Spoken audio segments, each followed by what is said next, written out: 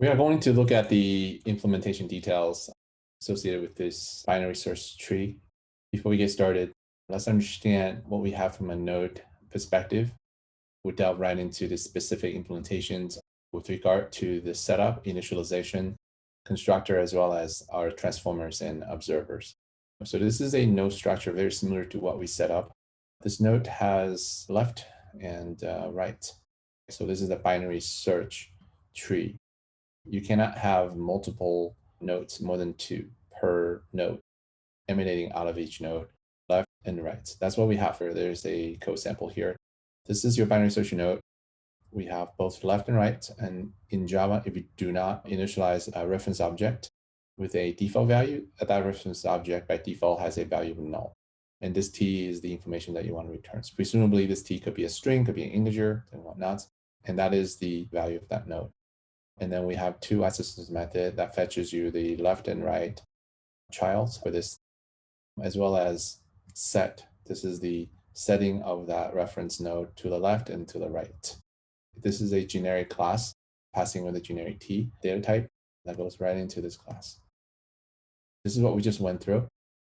There is a constructor that initializes your informations to the info passed in, left and right being null. So if you just have one node, there is no emanating left and right. The root itself, it's this particular node that does not have any information that goes out of it.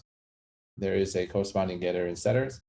If you go into your module C binary search tree.java, now this one implements the interface. This interface actually extends two interfaces. One is the collection interface, and the other one is the iterable. This is your initialization. Do not worry too much about this package. This BST node is also included, so you don't need to support. You can just import it as is, or have them all in the same directory. Iterators and both comparators that came from utils, we're using comparators. And alternatively, if you don't use the comparator object, you can just use the comparable that gets passed. And assuming the underlying buffer implements comparable, you can pretty much just cast that data object to a comparable and make use of the compare method. Otherwise, you have to write your own compare to, so on and so forth. There is also since we're dealing with tree, this is your starting location, the root of all trees. So root sits on top, and then you have binary node that goes off of it. This is our quick setup. Let's move on to the constructor. So there are two constructors for this binary search tree implementations. One of them does not take anything, and the other one takes a comparator. So this comparator allows you to compare. A comparable gets you a comparator. This comparator has to be instantiated, actually. You have to override the abstract method, which is compare. So comparator is compare, and comparable is compare to. So we're assuming that both elements 1 and 2 that you're passing in is already of the comparable type. You can pretty much just cast that information to it. And comparable has what's called compare to. This is already part of it.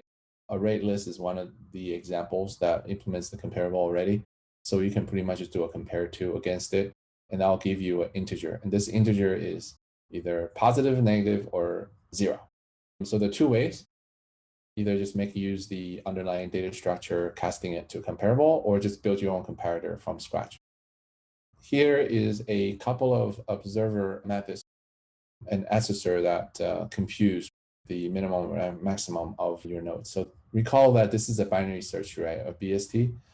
First of all, the tree does not have to be balanced. The left subtree, a right subtree with respect to the root. So at any given location, there is left and a right. So this is the left side, this is the right side, and the root. Let's just call it R prime. This is the root. The property of BST is that L, given the property of BST, assumes all of the values that are less than R, whereas in the subtree, all of the nodes on the right subtree have values greater than R prime. The lowest one is actually going to be the leftmost tree when you recurse all the way down. And the highest one is going to be the rightmost node when you recurse down that direction.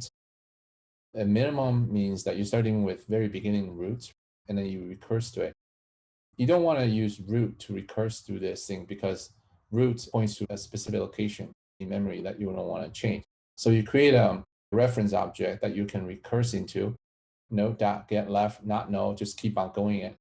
This allows you to go to the leftmost node on the very, very bottom. So that will get you a leaf at the end, LEAF. So a leaf is a node that has no emanating children coming off of it. So this is the leftmost leaf.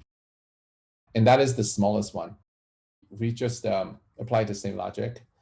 Your max is going to be all the way to the right instead of the left.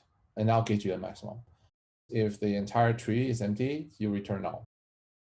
And this allows you to proceed with the minimum and maximum calculations, which is nothing other than just traversing all the way to the left or all the way to the right. Let's look at is full. This mechanism does not allow for dynamic resizing of the tree.